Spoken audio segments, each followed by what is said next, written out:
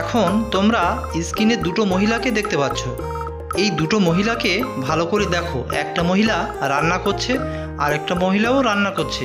এখন এই দুটো মহিলাকে তোমরা মনোযোগ সহকারে দেখে তোমাদেরকে বলতে হবে এখানে কোন মহিলাটি একজন খুনি, এ নম্বরের মহিলাটি না বি নম্বরের মহিলাটি। ভাবার জন্য সময় দেওয়া হচ্ছে 5 সেকেন্ড।